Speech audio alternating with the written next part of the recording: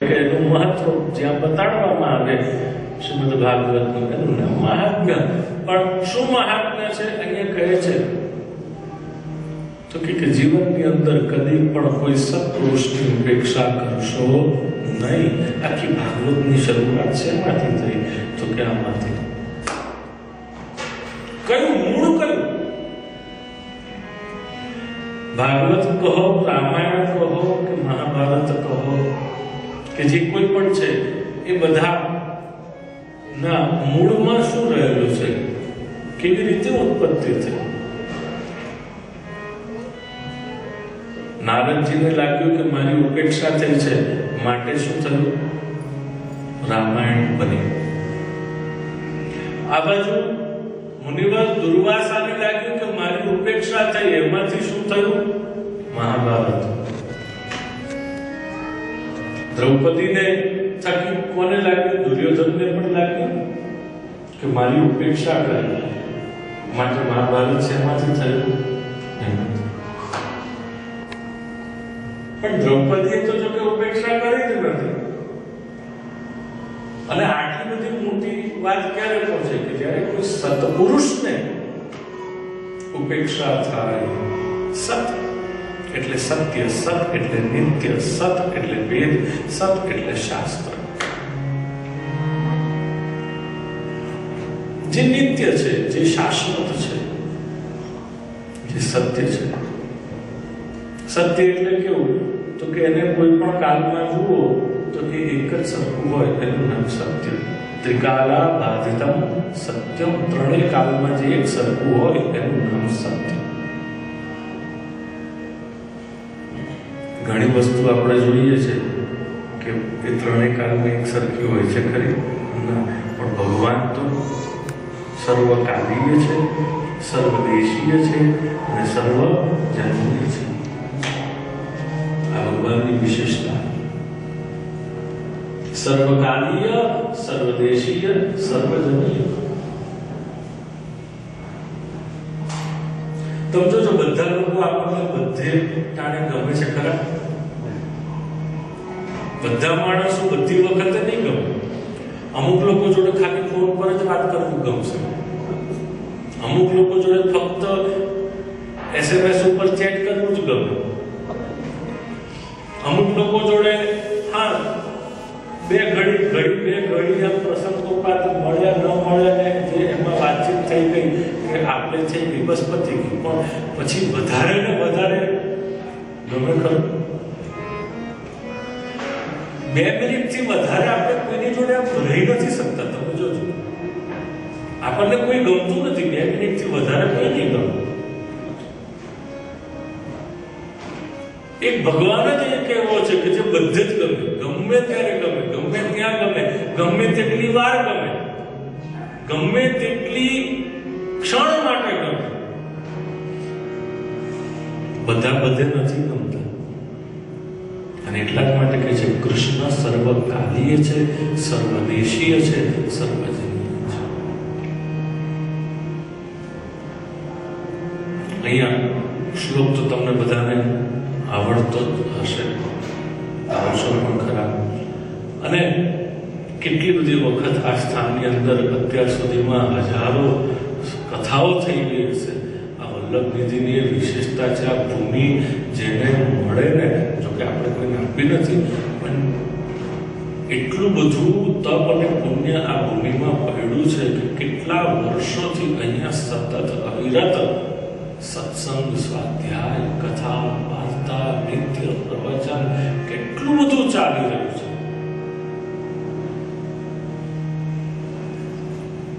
અને પાછું જોવાની ખૂબી એ છે કે ભાગવત હોય, રામાયણ હોય, મહાભારત હોય કે કોઈ પણ પુરાણ હોય કે કોઈ પણ ઉપનિષદ, કંઈ પણ તમે લઈ લો, દરેકની અંદર વક્તા કોણ હશે? મહાદેવજી. અને શ્રોતા પાર્વતી, ઉમા. મૂળ વક્તા તો ભગવાન શંકર જ છે. તો એ ભગવાન શંકરને થયું કે હવે હું જ્યારે નવા ઘરમાં જઉં છું તો નવા ઘરમાં જતા પહેલા મારો પ્રિય અથવા તો મારું હૃદય જેમાં છે એ શ્રીમદ ભાગવત મને સાંભળવા મળે તો કેવું સારું. આપણે શું તેવડ વક્તા તો એ છે, આપણું તો ખાલી શરીર છે કે આપણે બોલીએ કે સાંભળીએ, બાકી તો સાંભળે છે એ બોલે છે પણ એ જ. આપણે તો બધા ખાલી નામ વટાઈ ખાઈએ છીએ, યશ ખાતી જઈએ છીએ. બાકી તો વક્તા પણ એ ને, શ્રોતા પણ એ ને, મનોરથી પણ એ કે એના નવા પ્રાસાદમાં પ્રવેશ પર્વ પ્રસંગે ગ્રંથના મૂળ વક્તાને આપણે શ્રીમદ ભાગવત સંભળાવવાનું સૌભાગ્ય. તો આ એવું પવિત્ર સ્થાન કે જેમાં અનેક અનેક અનેક અનેક કોઈ સંખ્યામાં એને ગણી શકાય નહીં એટલી વખત અહીંયા શ્રીમદ ભાગવત આદિ નું પઠન પાઠન થયું છે. 95 તો મને યાદ છે, 95 હું પણ એક વખત પાછળ મંદિરની પણ પાછળ કંઈક હોલ હતો, એમાં કરે છે.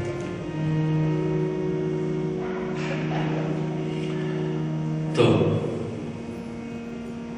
કેટલા અહીંયા સત્સંગ મંડળ ચાલે લંડનની અંદર. દર ગલીએ, દર 10મી ગલીએ એક સત્સંગ મંડળ ચાલતું હશે. આ એ સ્થાન છે કે જેને કેટલા બધા સત્સંગ મંડળોને જન્મ આપ્યો છે.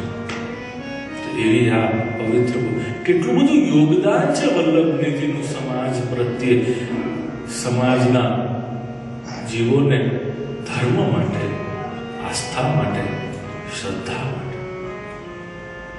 તો એવા આ સ્થાનની અંદર જ્યારે આ ભગવાનના વાંગ્મય સ્વરૂપની સેવા પ્રાપ્ત થાય એ તો ખરેખર સૌભાગ્ય કહેવાય.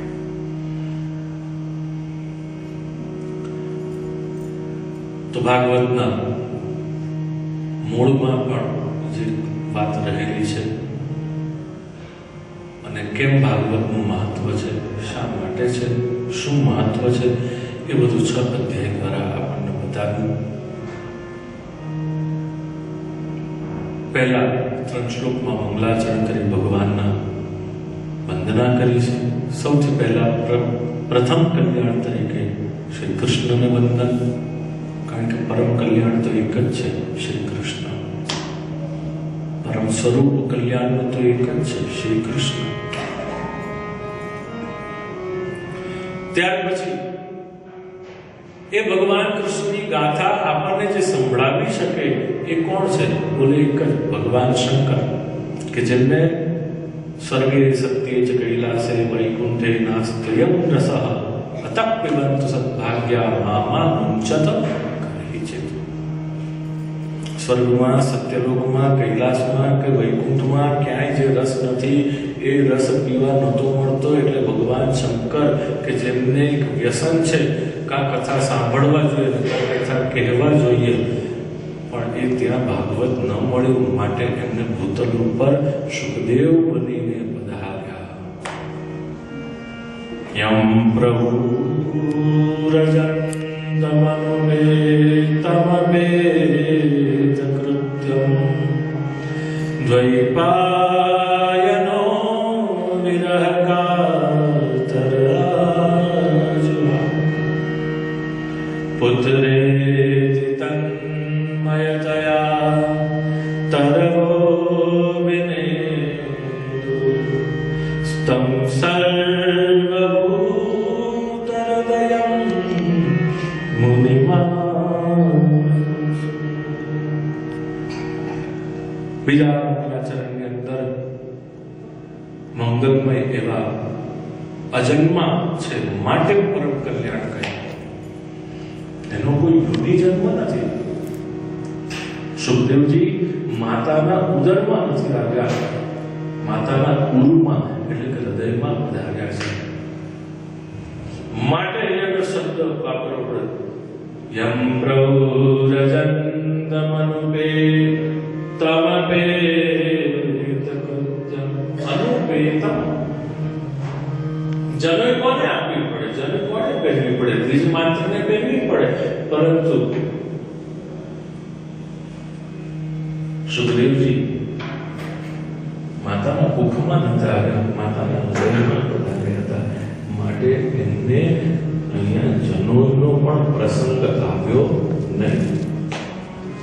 એ સીધા જ્યારે આવ્યા હતા ભાગવતજી માટે, ભગવાનના દર્શન કરી અને માયાથી બચવા માટે જ્યાં ભાગવા લાગ્યા, ત્યાં હે પુત્ર હે પુત્ર હે પુત્ર હે પુત્ર કરીને સુખદેવજી ને પુકારતા વ્યાસ મહર્ષિની પાછળ પાછળ જાય છે. અને એની વેદના કેવી હશે કે એક એક વૃક્ષના એક એક ડાળ એક એક પત્તા થકી વ્યાસ મહર્ષિજીને ઉત્તર આવવા લાગ્યો અને કહેવા લાગ્યા, હા પિતાજી, હા પિતાજી, હા પિતાજી, ચિંતા ન કરો, હું અહીંયા છું, હું અહીંયા છું.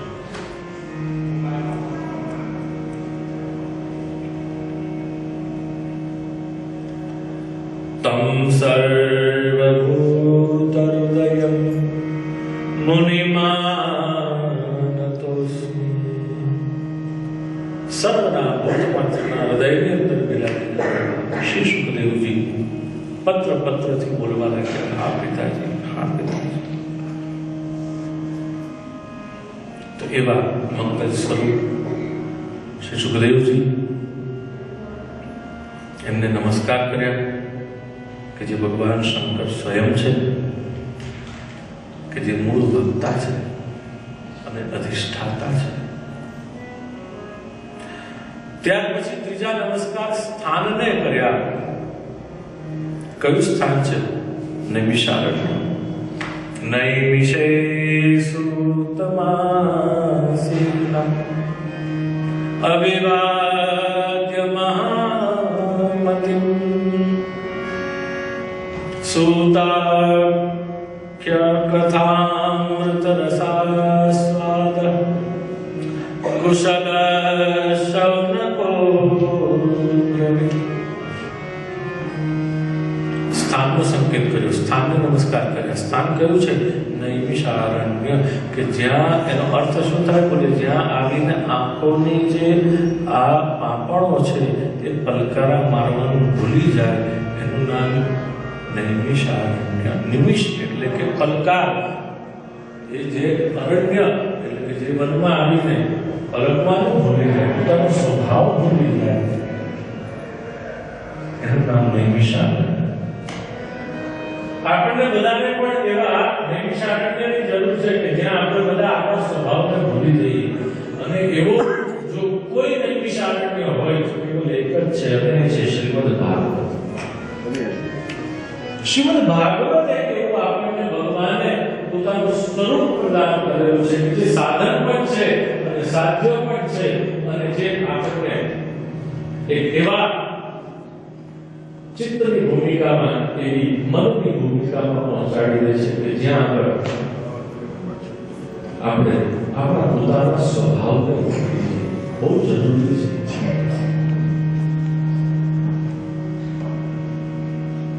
આપણને જો હમણાં તમને કીધું હોય કોમનો કાઢવું, પરિવાર શું કરે છે? એક કામ કરજો, ઘેર જાઓ એટલે એક નોટ લેજો, એમાં એક પાનામાં પાડોશી વિશે 2 વાક્ય લખજો. 2 નહીં, 2 વાક્ય નહીં, પણ કેટલા લખી જશે? નોટ ભરી જશે.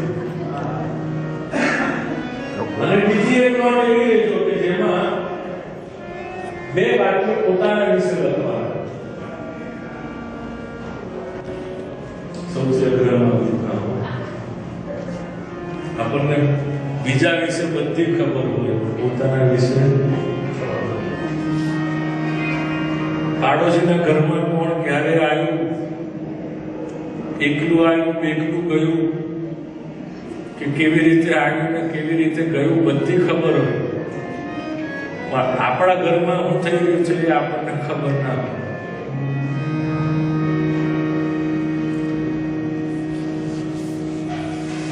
શ્રીમદ ભાગવત આ કામ કરે છે કે આપણને પોતાનામાં સ્થિર કરે છે, પોતાનામાં અંદર લઈ જાય છે, પોતાનું દર્શન કરાવે છે કે હે જીવ, તું જો તું કોણ છું, તારી અંદર કેટલો બધો ખજાનો પડ્યો છે, તું ભગવાનનો કેટલો લાડીલો છું, તું ભગવાનનો કેટલો વાલો છું. વિશેષતા છે કે ક્યાંય સ્ત્રી કે પુરુષ સંબોધીને વાત નથી કરી, ફક્ત જીવ સંબોધીને વાત કરી.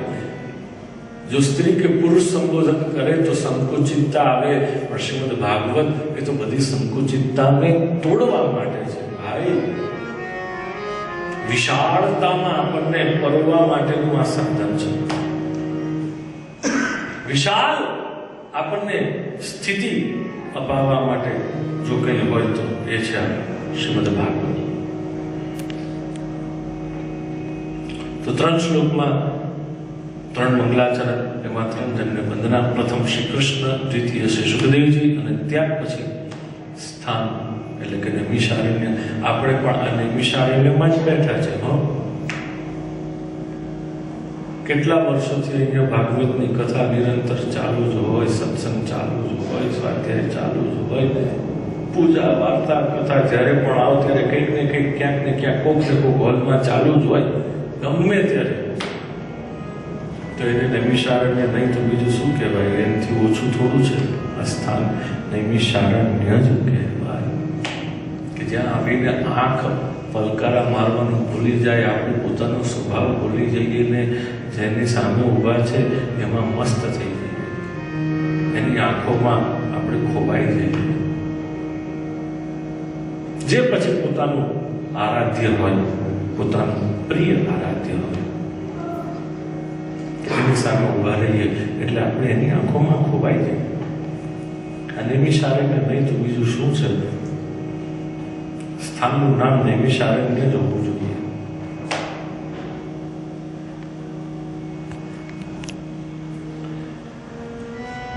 ગુરુને વંદના કરે છે કે જે શ્રીમદ ભાગવત સંભળાવવાના છે. કેવા છે? કરોડો સૂર્ય સમાન તેજસ્વી છે.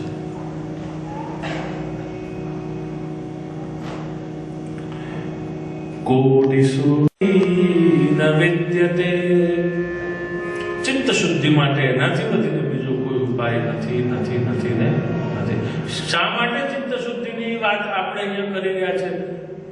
કારણ ભગવાનને હૃદયમાં પધરાવવા છે માટે. ભગવાનને રહેવા માટેનું સ્થાન હોય તો કેવલ એક જ છે, અને એ છે આપણું ચિત્ત. અને શ્રીમદ ભાગવત એને એટલા જ માટે આપણે સાંભળીએ છીએ કે જેથી કરી આપણું ચિત્ત શુદ્ધ થાય અને ભગવાન આપણા હૃદયમાં આવીને બિરાજે. માટે આપણે શ્રીમદ ભાગવતનો આશ્રય કરીએ છીએ. નહીં પિતૃની મુક્તિ માટે કે નહીં કોઈ જીવની મુક્તિ માટે. એ બધા માટેનો આ ઉપાય જરૂર છે, પણ એનો અર્થ એવો નથી કે કેવલ એક જ વસ્તુ માટે શ્રીમદ ભાગવત છે. ના, શ્રીમદ ભાગવતનો મૂળ હેતુ તો ભગવાનને પ્રસન્ન કરવા માટે, ભગવાનને હૃદયમાં પધરાવવા માટે, ભગવાનના જેવા બનવા માટે. ભાગવત એટલે કે જે ભગવાનનો છે તે, ભાગવત એટલે ભગવાનનો જે પ્રિય છે તે, ભાગવત એટલે જે ભગવાનના જેવો છે તે, ભાગવત એટલે કે જે ભગવાનનો અત્યંત લાડીલો છે તે. આ બધા અર્થો ભાગવત શબ્દના અર્થો બતાવ્યા છે. વિસ્તારથી તો ઘણી વખત આપણે ઘણા પ્રકારે અર્થો ભાગ અને વ અને તના સાંભળ્યા જ હશે, એમાં કોઈ શંકા નથી, માટે એમાં જતા નથી. પરંતુ મહાત્મ્યને સંક્ષિપ્તથી લઈ અને આગળ આપણે મૂળ શ્રીમદ ભાગવતમાં પ્રવેશ કરી, મહાત્મ્યના દર્શન કરીને કે જ્યારે ગંગાના તટ ઉપર બેઠેલા પરીક્ષિતજીને કથા સંભળાવતા દેવતાઓ અમૃત કલશ લઈને આવ્યા અને કહ્યા અમને આપો, અને અમે જે અમૃત લાવ્યા છે તે પરીક્ષિતને આપો. બોલે નહીં. કેમ નહીં? તો ત્યાં આગળ કારણ બતાવે છે સુખદેવજી કે કેમ એમને નથી આપ્યું. દેવતાઓને ના આપ્યું, પણ પરીક્ષિતને આપ્યું. અવક્તાંસ્તાંશ્ચ વિઘ્નાય ન દદૌ સકથામૃતમ ક્વ કથા ક્વ સુધા લોકે ક્વ ચટપડીમાં. બોલે આપને ખબર નથી કે કાચના ટુકડામાં અને સાચુકડા મણીમાં શું ફરક હતો. કથારૂપી અમૃત અને આજે અમૃત એ લોકો લઈને આવ્યા છે સ્વર્ગનું. એમને હું શું કહું? કહે છે અભક્ત જાણ્યા. આ ભક્તાનો પોતાનો સ્વતંત્ર અધિકાર અહીંયા બતાડ્યો છે કે કથા કોને પીવડાવવી અને કોને ન પીવડાવવી. કારણ આ એવી કથા પીવાની છે કે જે પીવાની મોઢેથી નથી, પીવાની સેનાથી છે, કાનથી છે. અને એટલા જ માટે પહેલા કીધું મમ કર્ણ રસાયણ. કારણ બુદ્ધિને બગડવાનું સ્થાન કયું? કાન. કાને સાંભળ્યું એટલે ઈચ્છા થઈ. કાને સાંભળ્યું એટલે ઈચ્છા થઈ. અને કાને સાંભળ્યું એટલે જીવને ઈચ્છા થઈ કે ચાલો શકુનીમાં ચટાકો કરીએ. ત્યારે કાન એ દરેકનું મૂળ છે. આંખનું હોય કે પછી જીભનું હોય કે નાકનું હોય કે હાથનું હોય કે પગનું હોય. કારણ સૌથી પહેલું સાંભળે છે કોણ? કાન. અને એના થકી બધે સંદેશા જ્યારે પહોંચે તે ઇન્દ્રિયોને અને એ પ્રમાણે એની અંદર ઈચ્છા ઉદ્દીપન થાય. માટે કીધું બુદ્ધિને સુધારવી છે. માટે કીધું કાનથી કથા સાંભળવી, કાનથી આ કથા પીવી છે. સુખદેવજીએ કેવલ પરીક્ષિતને સંભળાવી અને એમને જે મુક્તિ પ્રાપ્ત થઈ એ જોઈ અને બ્રહ્માજીએ સત્યલોકની અંદર આશ્ચર્ય અનુભવ્યું કે આ કેવી રીતે શક્ય બને. તુલનાત્મક એમનો અભ્યાસ કર્યો. ખ્યાલ આવ્યું કે ખરેખર ભાગવત એ સૌથી શ્રેષ્ઠ છે. એક ત્રાજવામાં કેવલ ભાગવત અને એક ત્રાજવામાં બાકીના બધા જ શાસ્ત્રો. એટલા જ માટે કહેવાય કે વિદ્યાવતા ભાગવતે પરીક્ષા. શ્રીમદ ભાગવતે કેવું છે કે જેની અંદર સમાજ શાસ્ત્ર પણ છે, માનસ શાસ્ત્ર પણ છે, જીવશાસ્ત્ર પણ છે, વિજ્ઞાન પણ છે, બાયોલોજી છે, કેમેસ્ટ્રી છે, ફિઝિક્સ છે, મેથ્સ છે, આની અંદર જ્યોગ્રાફી પણ છે, આની અંદર સિવિક્સ પણ છે. કોઈ શાસ્ત્ર એવું નથી કે જે શ્રીમદ ભાગવતની બહાર હોય. માટે કીધું કે જે બધી વિદ્યા પ્રાપ્ત કરીને આવી જાય અને પછી જ્યારે એને પોતાની વિદ્યાની પરીક્ષા કરવાનું મન થાય ત્યારે પ્રવેશ કરવો શેમાં? શ્રીમદ ભાગવતમાં. પણ આપણે અહીંયા કોઈની પરીક્ષા કરવા ભેગા થયા નથી. આપણો હેતુ કેવલ આપણી ભક્તિ ભગવાનમાં વધે માટે આપણે ભેગા થયા છે. ભાગવતના આશ્રયમાં છીએ. 7 દિવસનો જે કંઈ પણ અવસર પ્રાપ્ત થયો છે, અલ્પ કે દીર્ઘ જે કંઈ પણ છે એને આપણે ઉજવીએ, મનાવીએ અને આપણા જીવનને ભાગવતમય બનાવીએ. એ અગત્યનું છે અને મહત્વનું છે કે એમાં જે કંઈ પણ વાત કરી એને જીવનમાં ઉતારી ભગવાનના પ્રસન્નતાના સાચા અર્થમાં આપણે ભાગીદાર થઈએ. જેમ વલ્લભનિધિ પરિવારને આ મન થયું, મનોરથ થયું કે ભગવાનની પ્રસન્નતા માટે અને ભગવાન જેનાથી પ્રસન્ન છે એવા આપ સર્વની ભક્તિની અભિવૃદ્ધિ થાય અને પ્રસન્નતા માટે આ કૃતજ્ઞતાનું પર્વ આયોજન કર્યું છે આપણા કલ્યાણને માટે. આવું જ્યારે પરિવારને આપણે માટે ભાવ થતો હોય ત્યારે આપણી કેટલી જવાબદારી કે આપણે કેટલું કરવું જોઈએ આ ભગવાનના ચરણોમાં સમર્પણ. સપ્તાહના વિધિથી કહે છે કે એક વખત નારદજીએ પણ સાંભળી છે. પૂછી એવું તો શું થયું કે આપણે સાંભળી પડ્યું? તો કહે છે કે પૃથ્વી લોક પર આવેલા અને દેવી ભક્તિ એના કલ્યાણ વિવેક વધે છે રીતે જે પ્રશ્ન હતો એનો ઉત્તર અહીંયા આપ્યો. બોલે કેવલ અને કેવલ સત્સંગથી વિવેકનો ઉદય થાય. બહુ જન્મના પુણ્ય એકઠા થાય અને ત્યારે પુણ્યનો ઉદય થાય, ત્યારે સત્સંગની પ્રાપ્તિ થાય અને ત્યારે અજ્ઞાન અને મોહ રૂપી અંધકારનો નાશ થાય અને વિવેક રૂપી સૂર્યનો ઉદય થાય.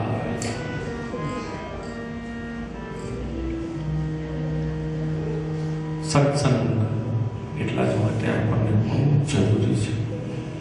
એક વખત ચૈતન્ય મહાપ્રભુ અને શ્રી વલ્લભ મહાપ્રભુ આ બેનું મિલન થયું ભગવાન જગન્નાથજીના દર્શન.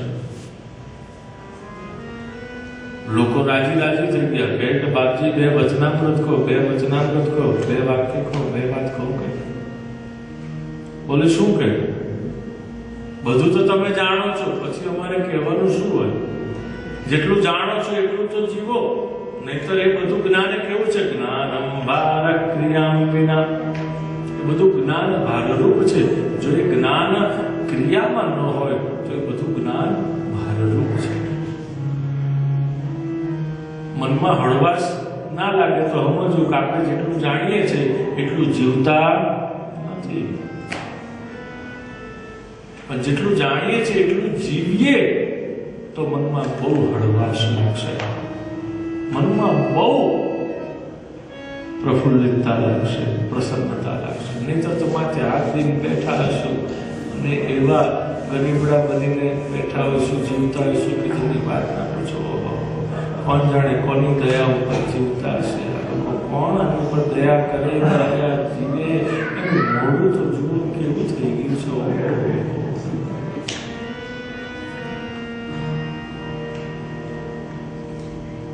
ત્યારે સમજવું કે we believe in others, we don't believe in our own self. આત્મકૃપા કરો પોતાની ઉપર, શ્રીમદ ભાગવત કહે છે. છ કૃપા તો પ્રહલાદજીએ બતાવી, છ કૃપા ધ્રુવ કુમારે બતાવી, એમાંથી 5 કૃપા તો કદાચ મળી જશે, પણ એક કૃપા નથી મળતી. ધ્રુવ કુમાર 6 કૃપા બતાડી, માતૃ કૃપા, પિતૃ કૃપા, ગ્રંથ કૃપા, યા મંત્ર કૃપા અને ભગવદ કૃપા. પણ એક કૃપા વગર બાકીની બધી કૃપા નકામી, અને એ છે આત્મકૃપા.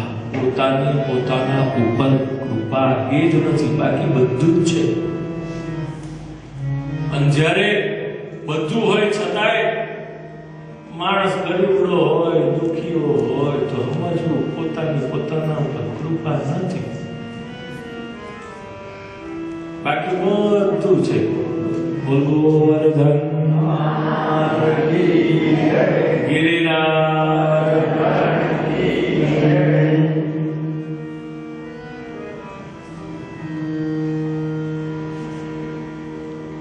તો વિવેક રૂપી સૂર્યનો ઉદય. આપણાથી એવું ન કહેવાય કે ગોસ્વામીજીએ આખી કોપી કરી છે, પણ હા, ભાગવતનો આધાર જરૂર છે કે જે ક્રમમાં અહીંયા શ્લોકો કહ્યા છે, વાત કહી છે, એ જ બધી વાતો ગોસ્વામીજી આપણને સમજાય એ રીતે અવધી ભાષામાં આપણે માટે સરળ કરી અને રામચરિતમાનસની અંદર બિનુ સતસંગ વિવેક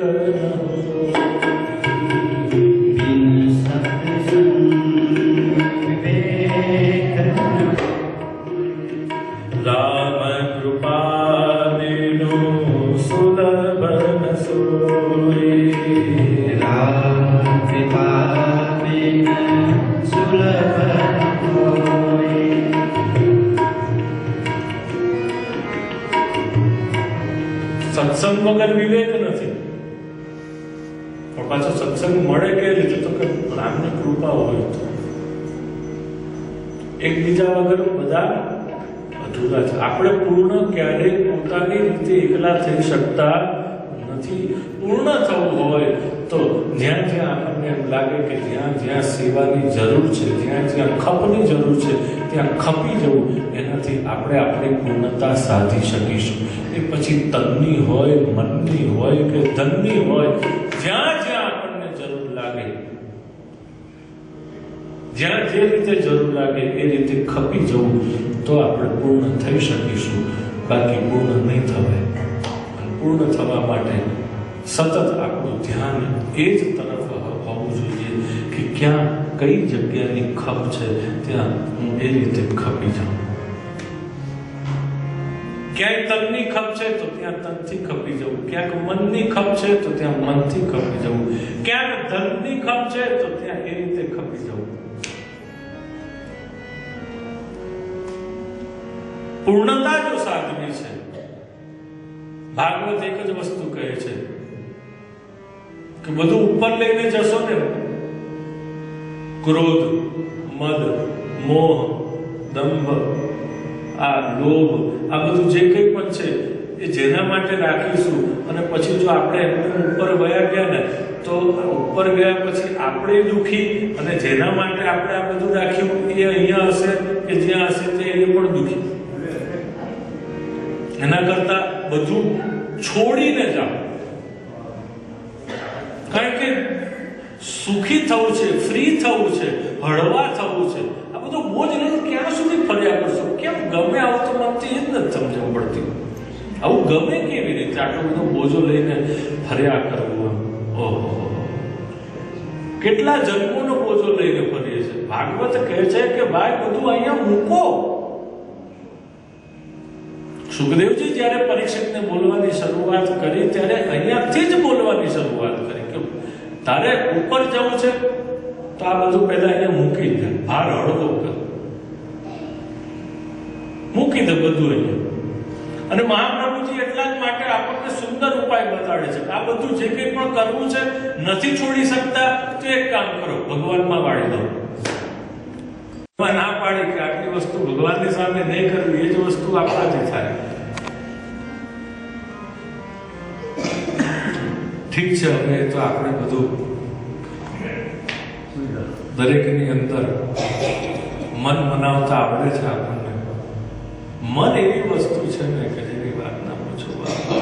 મન તો તોબા છોબા.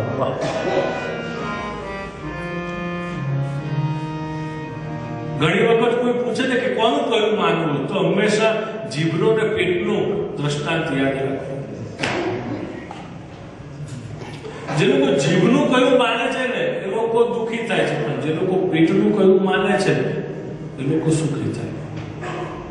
ખાવાની બાબતમાં હંમેશા પેટનું કયું માનવાનું, જીભનું કયું નહીં. જીભનું કયું માનવા એ દુઃખી થવાના. પણ પેટનું કયું માનીને જે ખાવાના એ લોકો સુખી થવાના. એ જ રીતે મનનું કયું જે માનશે તે દુઃખી થવાનો. પણ જે આત્માનું કયું માનશે એ દુઃખી ક્યારેય નહીં થાય, કારણ કે આત્મામાંથી જે અવાજ આવે છે ને તે બહુ સાચો છે. અને આ જેણે જીવનનો ભાગવતનો સાર જેણે પકડી લીધો ને, બસ ઘણા એવા જીવતા જાગતા ભાગવત આ સંસારમાં ભગવાનની કૃપાથી, દાદાજીની કૃપાથી જોવા મળે છે. ત્યારે એને કહેવાય કે સત્પુરુષ.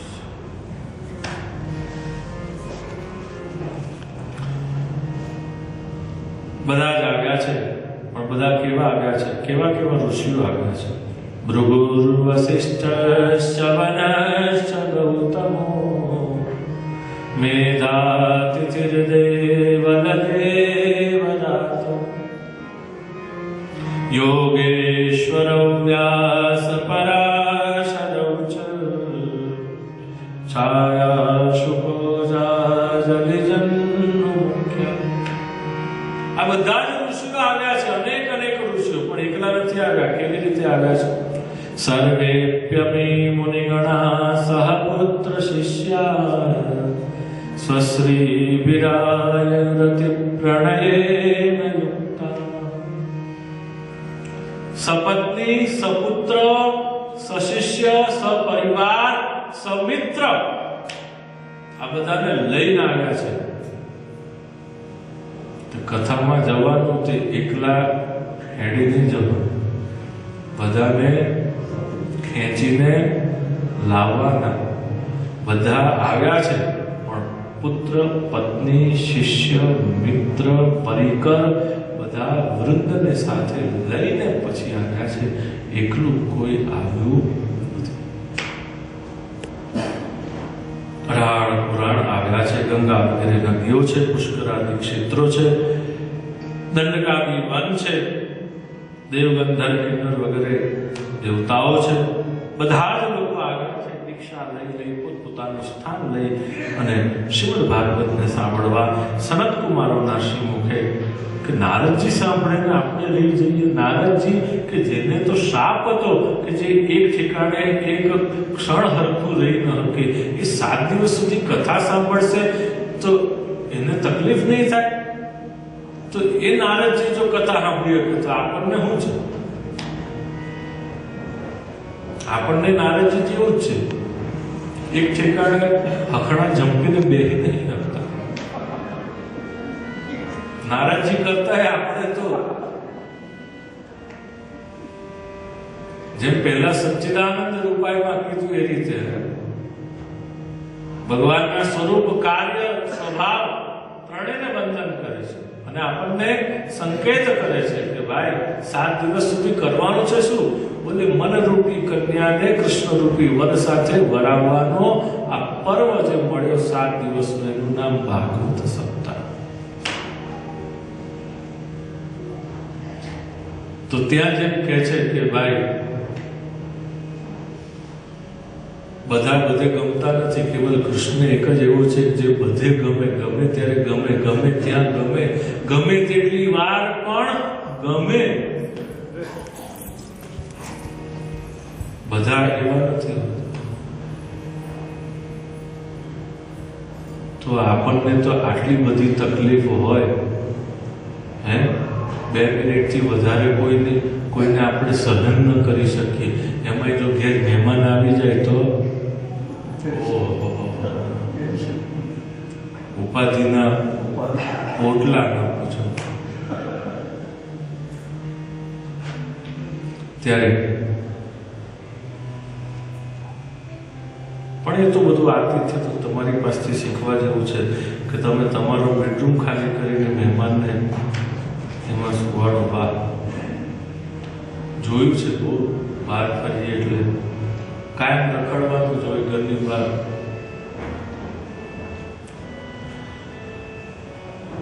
બધા આવ્યા છે. વૈષ્ણવાસ છે, વિરક્તાશ્ચ, ન્યાસીનો, બ્રહ્મચારીનો, એમાં 4માં બધાને ગણાવી દીધા. અને હવે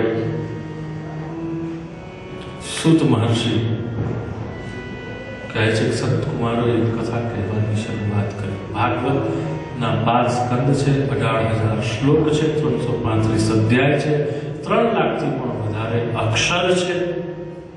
જેને કોઈએ પણ એક વખત સાંભળી લીધું એને ફરી માતાના ગર્ભમાં પ્રવેશ ન કરવો પડે એવું દિવ્ય શાસ્ત્ર છે. જેના ઘરે શ્રીમદ ભાગવત બિરાજતા હોય એને ગંગા, કાશી ક્યાંય જવાની જરૂર ન પડે. તો જે વ્યક્તિ રોજ શ્રીમદ ભાગવતનો પાઠ જાતે કરે એને તો શું ન મળે? એને તો બધા મનોરથો ભગવાન પૂર્ણ કરે. એવું નહીં કે પછી કોકે ભાગવત ઉપર કથા કરીને એના પ્રવચનની નોટ બનાવીને પુસ્તક બહાર પાડી નાખ્યું અને એ આપણે વાંચીએ. એ ભાગવતનો પાઠ નહીં. ભાગવતનો પાઠ એટલે મૂળ જે સંસ્કૃતમાં છે 18,000 શ્લોક, એ આપણે ત્યાં દરેકને ત્યાં હોવો જોઈએ અને રોજ એમાંથી પાઠ થોડો થોડો થવો જોઈએ. શ્લોકાર્ધમ શ્લોકપાદમ વા નિત્યમ ભાગવતોદ્ભવમ પટસ્વ સમુખેનૈવ યદિચ્છસી પરાંગતિ. પરાંગતિને જેને પ્રાપ્ત કરવી છે એને રોજ પોતાના મુખેથી ભાગવતનો પાઠ કરવો. જેટલો થાય એક શ્લોક તો એક શ્લોક, એક શ્લોક ન થાય તો અડધો શ્લોક, અડધો શ્લોક ન થાય તો એનો પણ અડધો શ્લોક. કેટલી બધી આપણા માટે ફ્લેક્સિબિલિટી બતાડી. વિચાર તો કરો, એક ઘડી આધી ઘડી, આધી મેં પુની આધ, એક શ્લોક નહીં, એક શ્લોક એટલે કેટલો? સચ્ચિદાનંદ રૂપાય વિશ્વોત્પત્યાદિ હેતવે તાપત્રય વિનાશાય શ્રી કૃષ્ણાય વયમ નમઃ. આ એક શ્લોક, પણ એટલો જ સમય નથી તો બોલે અડધો શ્લોક સચ્ચિદાનંદ રૂપાય વિશ્વોત્પત્યાદિ હેતવે. બીજો અડધો શ્લોક આવતીકાલે, પણ એટલો જ સમય નથી, એનથી અડધો સચ્ચિદાનંદ રૂપાય, વળી પાછો આવતીકાલે વિશ્વોત્પત્યાદિ હેતવે, વળી પાછો પરમ દિવસે તાપત્રય વિનાશાય, ચોથે દિવસે શ્રી કૃષ્ણાય વયમ નમઃ. કેટલી બધી આપણા માટે સરળતા. આપણે હિન્દુઓ જો વંચી ગયા હોય તો એનું એક જ કારણ કે આપણા સદગ્રંથો અને આપણા સદગુરુદેવોએ આપણી ઉપર બહુ ઉદારતા દાખવી છે. નિયમ બનાવ્યો હોત ને તો ખબર પડે કે દર રવિવારે ચર્ચમાં જવું એટલે જવું, આજીવિકામાંથી 10મો ભાગ મંદિરમાં આપવો એટલે આપવો જ.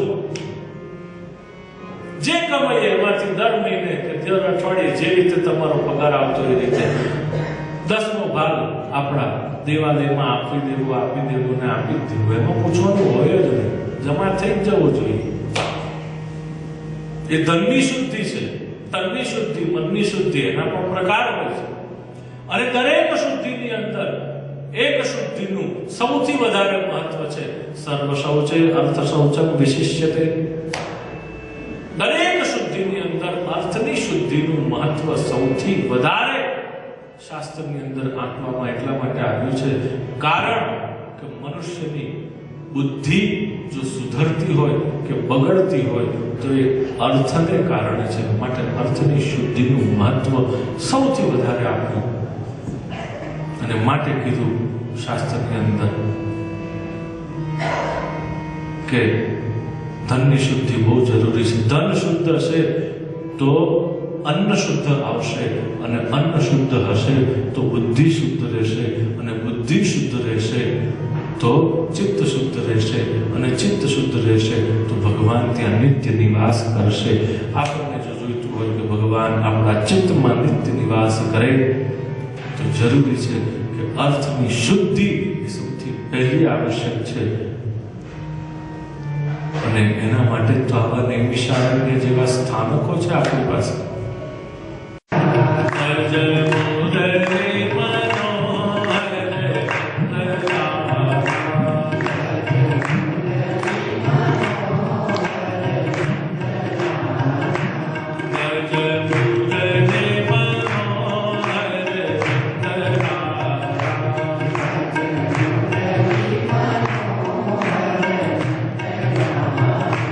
Krishna Govinda Govinda Gopala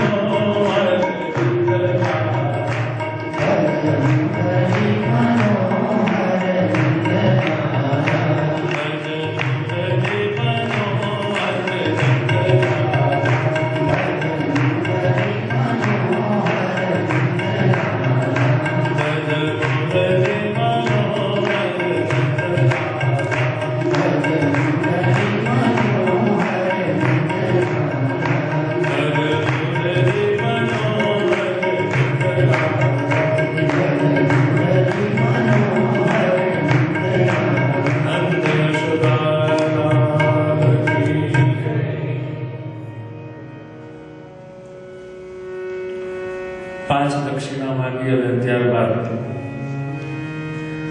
સુત મહારાજ શૌનકાદી ઋષિઓને કહે છે કે ભાગવતજી મળ્યું કેવી રીતે? બોલે, જો ઉદ્ધવજીએ ભગવાનને પ્રશ્ન ન કર્યો હોત કે મહારાજ આ બધા જે જીવો છે એનું શું માન, એને માટે આધાર શું? ત્યારે ભગવાનને વિચાર આવ્યો કે ભક્તાવલંબનાથાય કિમ વિધેયં મયેતિ ચ સ્વકીયં યદ ભવેત તેજ તચ્ચ ભાગવતે દધાત. ભક્તના અવલંબન માટે જે ભગવાનને વિચાર આવ્યો હું શું કરું, ત્યારે પોતાનું તેજ શ્રીમદ ભાગવતની અંદર આરોપિત કર્યું. પોતે ભાગવતમય થયા અને તિરોધાય પ્રવિષ્ટોયમ શ્રીમદ ભાગવતાર્ણવમ.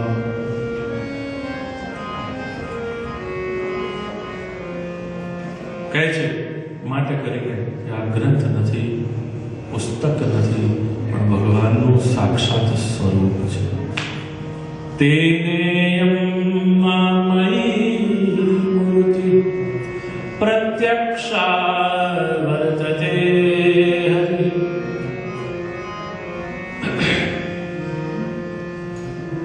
સેવનાत् શ્રવણાत् પાઠાत् દર્શનાत् પાપનાશિની. 4 પ્રકારે આપણા પાપનો નાશ કરનારું છે આ શ્રીમદ ભાગવત. દર્શન, શ્રવણ, પાઠ અને સેવન. શ્રીમદ ભાગવતની એટલા જ માટે અગત્યતા છે આપણા જીવનની અંદર. એવું કહ્યું છે કે જીવનું અવિભાજ્ય અંગ છે શ્રીમદ ભાગવત.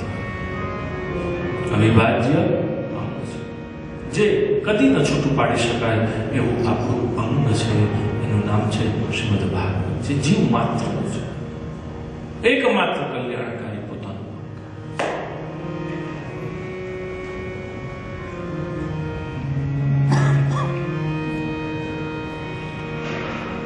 દેવી ભક્તિ પોતાના બંને પુત્રોને લઈને આવ્યા છે. ભક્તિ સુતૌ તૌ તરુણૌ ગૃહીત્વા પ્રેમૈક રૂપા સહસા વિલાસી. શ્રી કૃષ્ણ ગોવિંદ હરે મુરારી નાથેતિ નામાનિ વદન્તિ.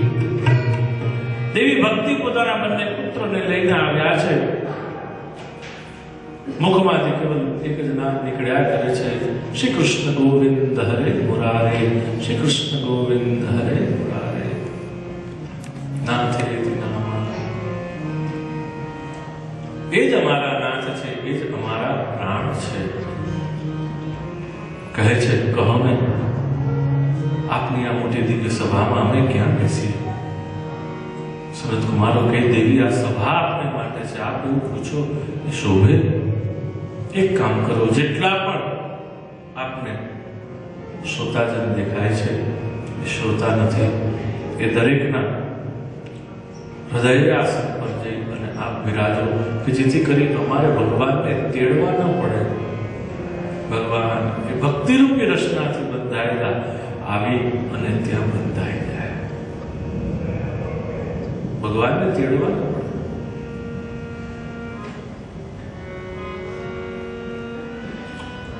सकल भुवन मध्ये निर्जनास्ते विधन्या निवसति हृदयेषां श्री हरेर् भक्तिरेका.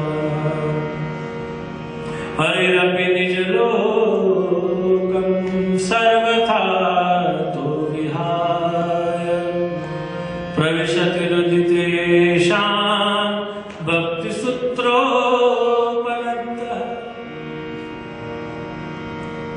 ભગવાનને અમારે તેડવા ન પડે. ભક્તિરૂપી રચનાથી બંધાયેલા ભગવાન આપોઆપ ત્યાં આવી નિજલોકને છોડી અને ભક્તના હૃદયમાં આવીને બિરાજી જાય જ્યાં દિવ્ય ભક્તિ બિરાજમાન છે. કહેવાનો ભાવાર્થ એવો છે કે જેની પાસે ગમે તેટલું ધન કેમ ન હોય પણ એ વ્યક્તિ નિર્ધન છે, જેની પાસે ભક્તિ નથી. પણ જેની પાસે ભક્તિ છે એનાથી વધીને ધનવાન બીજું કોઈ નથી. ધનની અહીંયા પરિભાષા જો કોઈ બતાવી હોય તો પૈસો નથી બતાવ્યો, પણ ધનની પરિભાષા અહીંયા બતાવી છે કે ધનવાનની પરિભાષા એ ભક્તિથી બતાવી છે. ભક્તિ છે તો ધનવાન છે, ભક્તિ નથી તો નિર્ધન છે. કહે છે આપણા હૃદયમાં આપણે ભગવાનને જો સ્થાપવા છે તો એના માટે જરૂરી છે કે ભક્તિને રાખીએ. અને માટે પુષ્ટિ માર્ગના ભક્તો તો બધા કહે મારા ઘટમાં વિરાજતા શ્રીનાથજી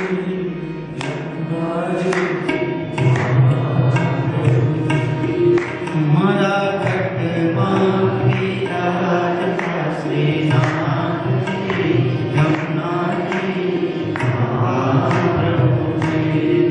મારા ઘટમાં વિરાજતા શ્રીનાથજી યમુનાજી મહાપ્રભુજી.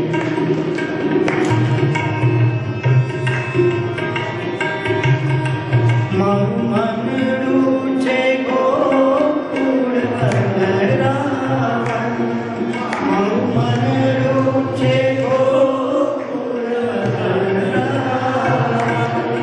મારા તન મનમાં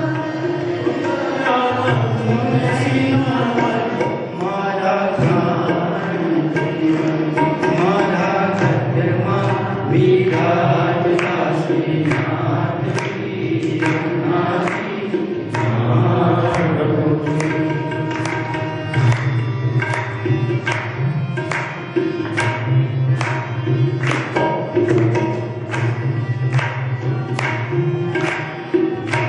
હૃદયમાં ભક્તિની સ્થાપના કરો.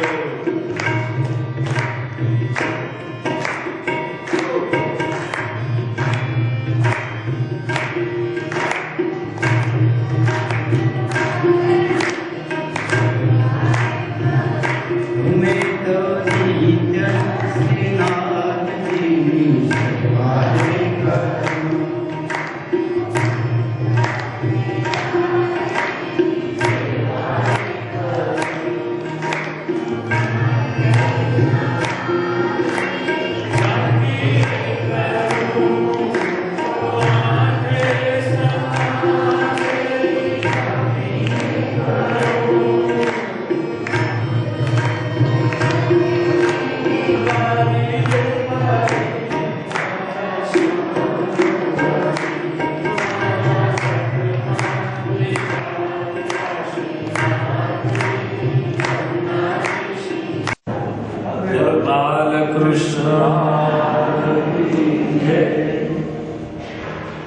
તુંગભદ્રાના તટ ઉપર આત્મદેવ નામના વિપ્રની કથા એ આપણી જ કથા છે વાલા કુટુંબીજનો, બીજા કોઈની નથી કથા.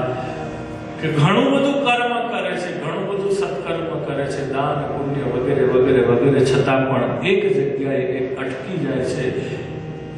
ત્રણ એષણા છે, લોકેશના, વિત્તેષણા અને ત્રીજી પુત્રેષણા. બે એષણા પૂરી થઈ ગઈ. વિત્તેષણા પૈસાની ઈચ્છા, ભૂખ. બીજી લોકેશમાં, લોકોમાં મારી ચાહના થાય, બાબા થાય, લોકો મારી બાબા કરે. તો ત્રીજામાં તો અટકી જ જાય. બેમાં જો ન અટકે તો એકમાં તો અટકે જ. ગમે તે એકમાં, પણ ક્યાં અટકી જાય કઈ કહેવાય નહીં, પણ એકમાં તો ભરાય. એટલે જ કે ઘરમાં બને એટલા ખૂણા ખાંચરા ઓછા રાખવા અને ખીલીઓ ઓછી રાખવી. જેટલી ખીલીઓ વધારે એટલે આપણે અટકી જવાના, ટીંગાઈ જવાના.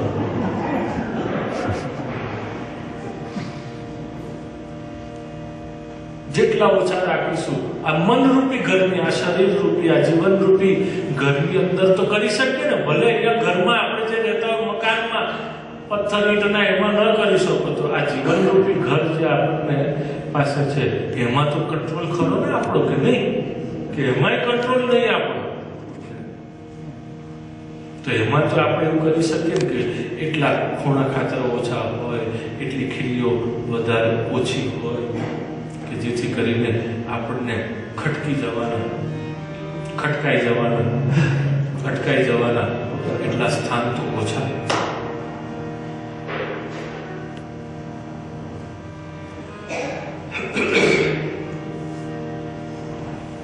આત્મદેવ નામના પુત્રેષણામાં ફસાયા. યતિને કહે છે, બીજું કાંઈ નહીં, બસ આ એક જ.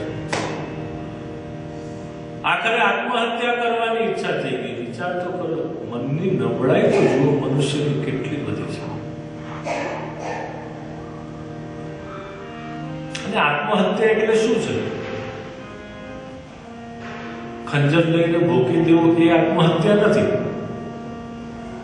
પોતાની અંદર જે જીવતો પેલો બેઠેલો છે હરી, એને ઉડાડી દેવો એનું નામ આત્મહત્યા.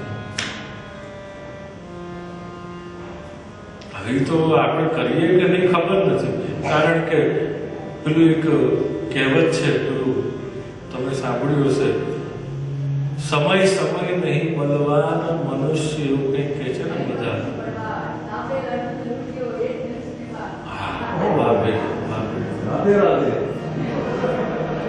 તો એમાં આપણને એમ લાગે કે આમાં સમયને બળવાની વાત કરી કે કોની વાત કરી?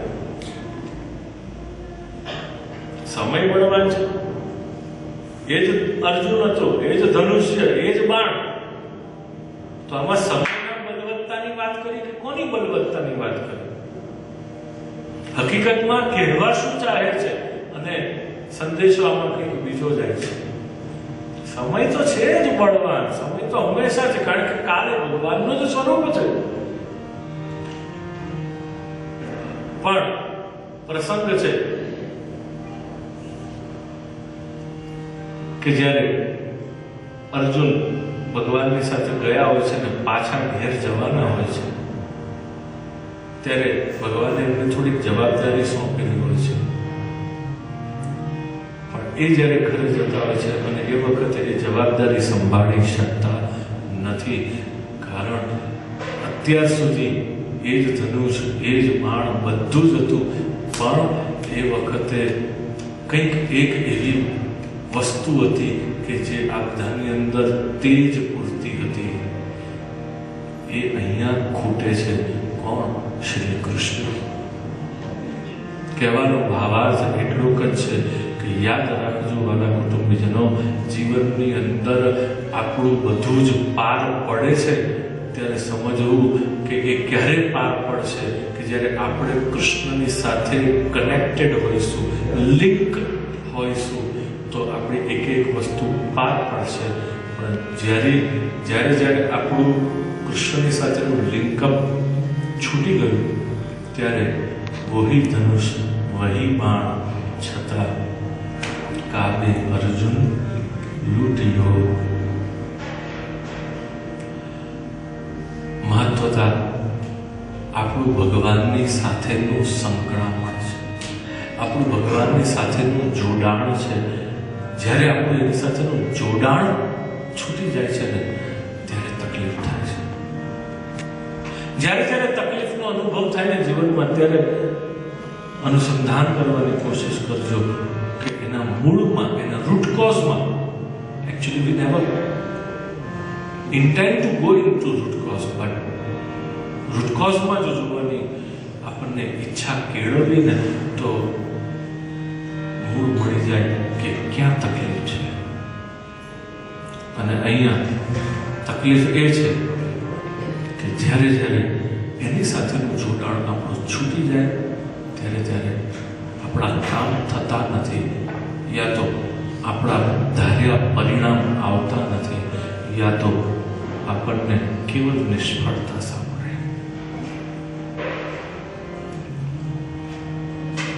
ત્યારે સમજી જવું કે આપણું એની સાથેનું જોડાણમાં ક્યાંક કંઈ ગડબડ થઈ છે. બહુ સામાન્ય રીતે વપરાતો શબ્દ થઈ ગયો છે, જાણે એની કોઈ વેલ્યુ જ રહી નથી. હવે એના અર્થ તો આપણે કેટલા કરી શકવાના અને ક્યાં કરી શકવાના. પણ કદાચ ભાગવતનો આશ્રય કરીએ તો એટલું કે સમજાય કે હું કહું એવું જ થાય, હું કહું એમ જ બધા કરે. આ આગ્રહ કે દુરાગ્રહ છૂટી જવો એનું નામ સાચું અધ્યાત્મ. છૂટે છે આપણું ઘરમાં ન છૂટતો બીજે હું છૂટું. જેથી ઘરમાં છૂટી ગયું, જાત સાથે છૂટી ગયું ને પહેલું તો, પછી બીજાની વાત જવા, પછી ઘરની વાત, પછી ઘરવાળો. મારું કહ્યું તો તમને કોઈથી ગમે જ નહીં.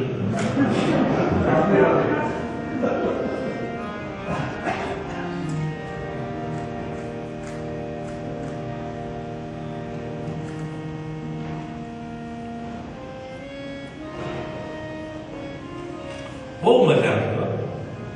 તમે જો ઘરમાં ક્યાંક લગ્નની કંકોત્રી આવે ને બહારગામ જવાનું હોય કે લગ્નમાં જવાનું હોય તૈયાર થઈને, તો તમે જોજો કેવું હોય, સ્થિતિ કેવી હોય.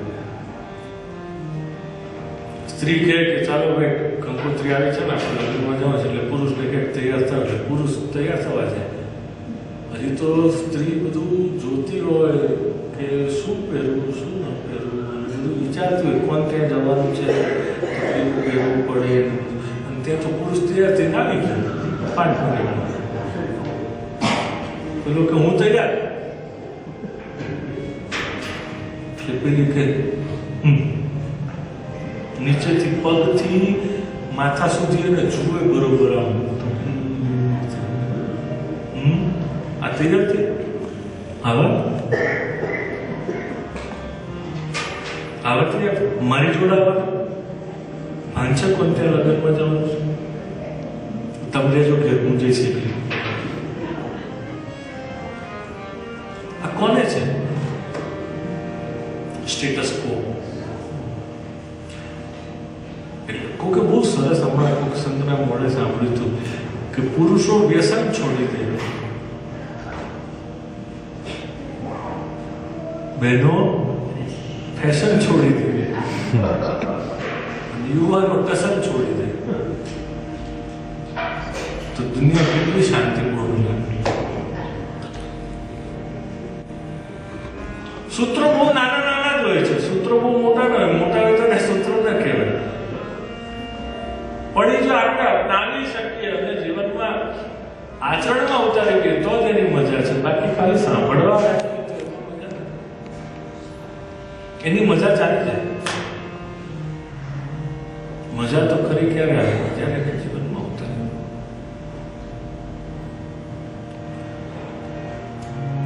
આગ્રહ દુરાગ્રહ થયો અને યતિને એને બધા દાખલા આપે છે ચિત્રકેતુથી લઈને અત્યાર સુધીમાં કે એના ભાગ્યમાં નહોતો, એને માગ્યો, એને મળ્યો ખરો પણ પાછો ચાલ્યો ગયો, કારણ કે ભાગ્યમાં નહોતો.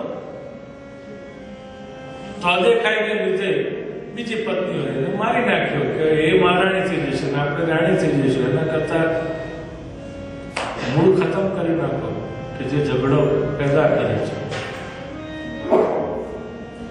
ચિત્રકેતુના આવા દાખલા આપ્યા પણ છતાં પણ આત્મદેવ સાંભળવા તૈયાર નથી.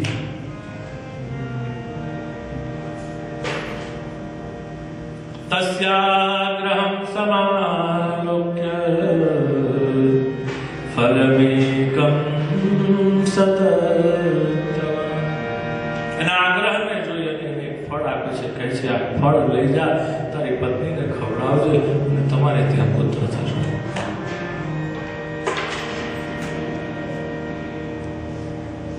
કેવી આપણે ત્યાં વિજ્ઞાન હતું. વિચાર કરો કે ઋષિ મુનિઓ આ પ્રકારે ફળ આપતા અને એમને ત્યાં પરિણામ પણ આવતું. કેવું વિજ્ઞાન હતું. ભાગવતની અંદર આવા બહુ બધા વિજ્ઞાનોની ચર્ચા કરે છે. વિશિષ્ટ જ્ઞાન એટલે વિજ્ઞાન, અને આવું તો આખા ભાગવતમાં અઢળક ભર્યું છે. એની જેટલી ચર્ચા કરીએ એટલું ઓછું છે.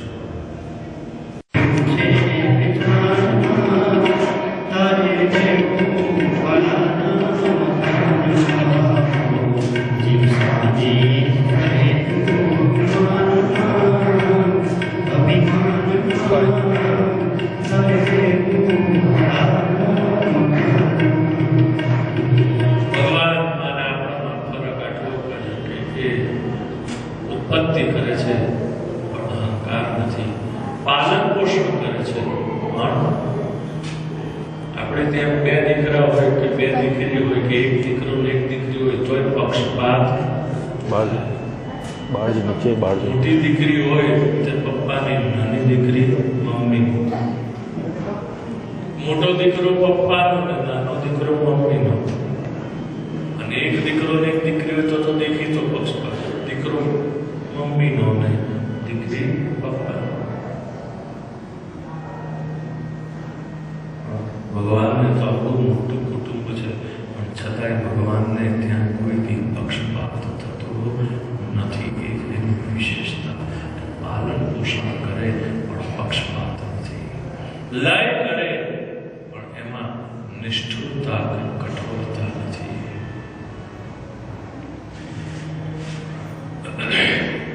બહુ સુંદર વાત મુનિવર ગોકર્ણ આપણને બધાને કહે છે ભાગવતના સાર રૂપે. એક શ્લોકની અંદર ધર્મ ભજસ્વ સતતમ તેજલોક ધર્મ. કેવલ ધર્મનું સેવન કરો, લૌકિક ધર્મને છોડો.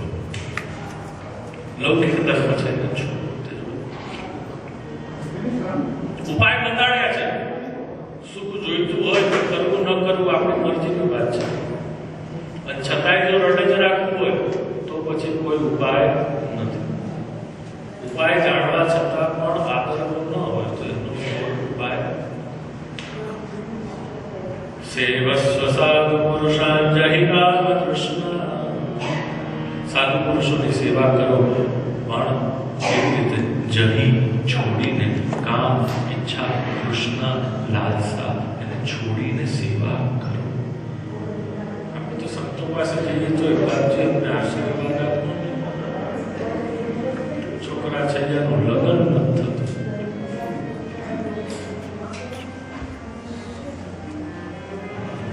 એનું ઘર નથી માંડતું, એનું આમ નથી થતું, આનું તેનું નથી થતું, અમારી ફેક્ટરી નવી નથી થતી.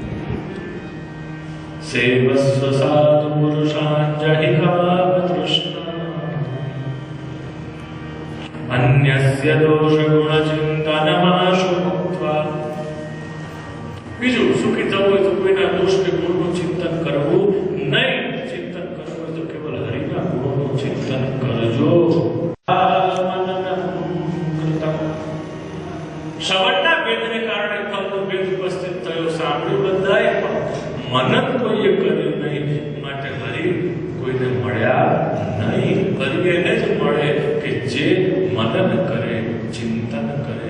કથા સાંભળી આજે તો સાંભળી ભરે જઈ એનું ચિંતન કરવાનું, મનન કરવાનું, તો ભગવાનનું સ્વરૂપ હૃદયની અંદર આવિર્ભાવ થાય, પ્રગટ થાય.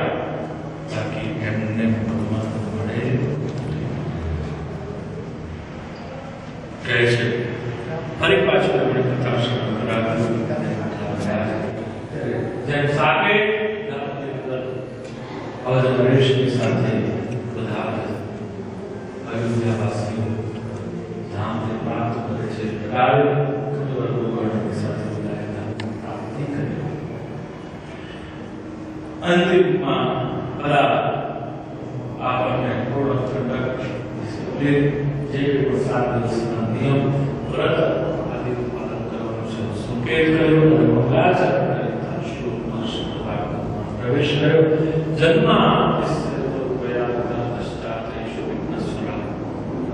પ્રથમ બીજ, પછી વૃક્ષ, છે, ભગવાન પોતે વૃક્ષ છે, ભગવાન પોતે ફળ છે, સાધન પણ પોતે, સાધ્ય પણ પોતે. આ બધો સંકેત એના ચરણની અંદર કરી નમસ્કાર કર્યા, 6 પ્રશ્નો કર્યા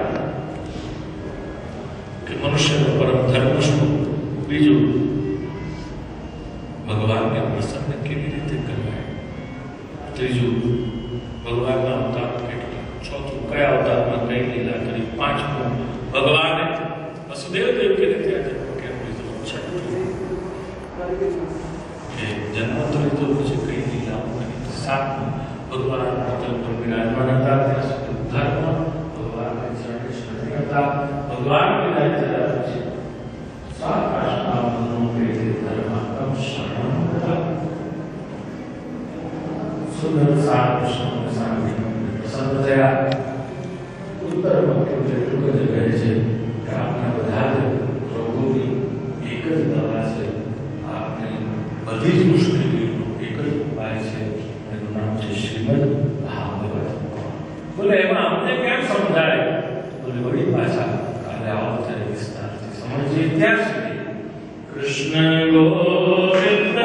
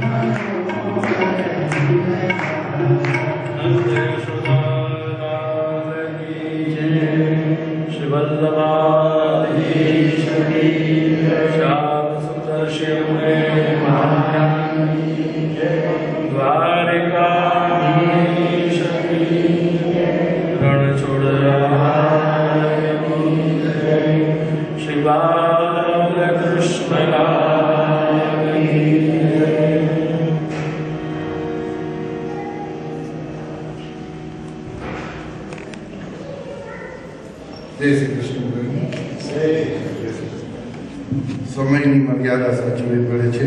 3 કલાક કેવી રીતે નીકળી ગયા ખબર ના પડી. પહેલો દિવસ ભાગવત કથાનો અંત આવ્યો અને I'm sure all of you have enjoyed this first day and I'm sure you'll enjoy the next 6 days as well. Now, we got some guests today. There'll be different guests coming every day. Roz Nawa Mehman House. I'll just request the following people to come forward and Rusijina, Bhagavad Rusijina Asirvadi. Ashok Bhai Patel, with your wife, please. Bhagavad Ji, Ashok Bhai છે તમે ઓળખતા હશો. અશોક ભાઈ પટેલ આપણે પેલા chairman હતા રમણભાઈ પટેલના sir. એ હજી એટલો જ ઇન્ટરેસ્ટ લે છે, રેગ્યુલર આવે છે. So I would like Ashok Bhai, if you with your wife, please come forward.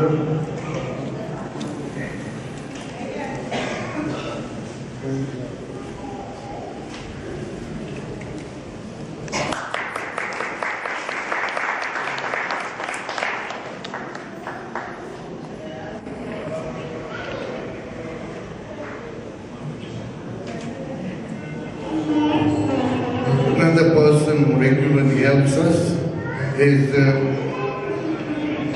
for last before this temple was open, last 4 or 5 years, જ્યારે પણ એને ફોન કર્યો કે નરેન્દ્રભાઈ તમારે મને ફોન નહીં કરવાનો, આઈ મીન તમારે માગવાનું નહીં, તમારે કહેવાનું શું જોઈ છે તમારે, just have to make one phone call and whatever you ask for is here.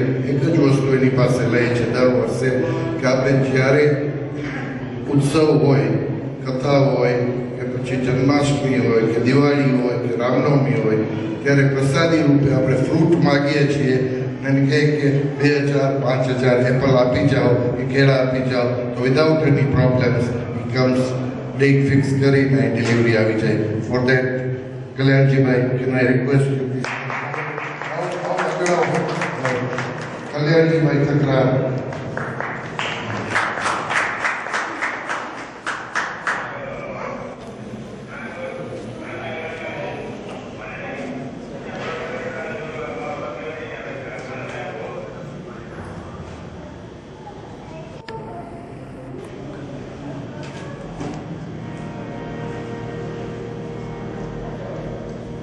અને એ ઉપરાંત very well known to Bhagwat Rishiji as well. Bhagwat Rishiji એની આપણે સ્પેશિયલી દાદાજી તો એની ઘરે જ ઉતરતા, એ મને ખબર છે. હું દાદાજીને એની ઘરે મળવા પણ ગયો હતો. ઇટ ઇઝ પ્રમોદ અને Jasubhai. Pramod and Jasu, can you come forward please? And Pramod is also the president of Jalaram Mandir in Leicester. આખું મંદિર તૈયાર કર્યું હોય તો પ્રમોદની ફેમિલીનો ઘણો ફાળો છે.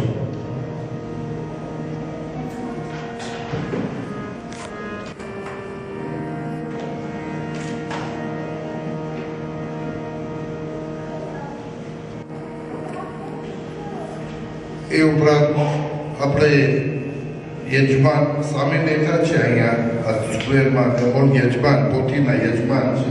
બટ દેવ તમને પણ આશીર્વાદ લેવાનું અમે બોલાવશું. આજે નહીં, ઓન સમ અધર ડે. તમે તો રોજ અહીંયા આવશો એટલે યુ ઓલ્સો ગેટ ઓપોર્ચ્યુનિટી, તમને પણ ચાન્સ મળશે. હવે ના આરતીનો સમય આવી ગયો છે, તો જેટલા આ 3 નામ બોલી ગયો અશોકભાઈ, યુ કમ ફોરવર્ડ. અશોકભાઈ, પ્રમોદભાઈ અને કલ્યાણજીભાઈ કમ ફોરવર્ડ આરતી માટે પ્લીઝ. તમે આવી જાઓ. આજના એ સૌની પોથી અંદર જેની પોથી રાધાકૃષ્ણભાઈ હોય એ રાધાકૃષ્ણભાઈ પહોંચી જાય ત્યાં આરતી કરે. જેની રામચંદ્રજી રામ દરબારમાં હોય રામ દરબારમાં પહોંચી જાય, અને જેની શ્રીનાથજી પાસે હોય શ્રીનાથજી પહોંચી જાય. પ્લીઝ.